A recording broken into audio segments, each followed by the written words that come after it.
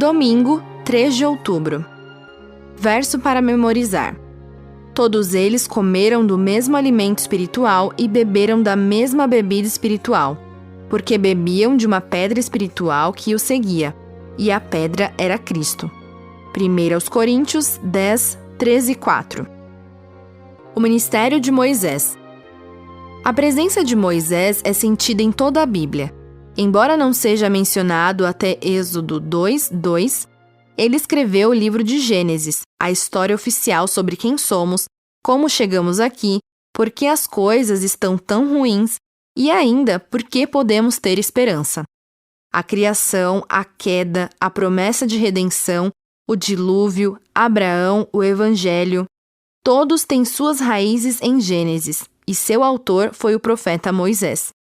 É difícil avaliar adequadamente a influência que esse homem, mesmo longe de ser perfeito, foi capaz de exercer em nome de Deus, por amar o Senhor e querer servi-lo. Ouça Êxodo 32, 29 a 32. Pois Moisés tinha dito: consagrem-se hoje ao Senhor, cada um contra o seu filho e contra o seu irmão, para que hoje Deus lhes conceda uma bênção. No dia seguinte, Moisés disse ao povo: vocês cometeram um grande pecado. Agora, porém, subirei ao Senhor.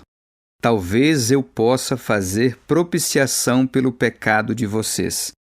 Moisés voltou ao Senhor e disse: o povo cometeu grande pecado, fazendo para si deuses de ouro. Agora, pois, perdoa-lhe o pecado, ou senão, peço-te que me risques do livro que escreveste. Pergunta 1. O que aprendemos sobre o caráter de Moisés? Apesar das falhas dele, por que o Senhor pôde usá-lo poderosamente? Embora Moisés não tivesse nada a ver com o pecado no episódio descrito no texto, ele buscou interceder pelo povo pecador e estava disposto a perder até sua própria salvação por ele. Em Êxodo 32, 32, quando Moisés pediu a Deus que lhes perdoasse os pecados, o verbo utilizado significa suportar. O profeta, compreendendo a gravidade do pecado e o que era necessário para expiá-lo, pediu a Deus que carregasse seu pecado. Essa é a única maneira pela qual um pecado pode ser perdoado.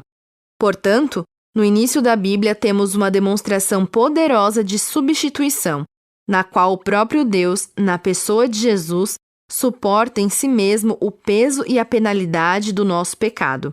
O caminho predeterminado por Deus para a salvação da humanidade, enquanto esta permanece fiel aos princípios de seu governo e de sua lei. Séculos mais tarde, Pedro escreveria sobre Jesus, carregando ele mesmo em seu corpo, sobre o madeiro, os nossos pecados, para que nós, mortos para o pecado, vivamos para a justiça. Pelas feridas dele, vocês foram sarados.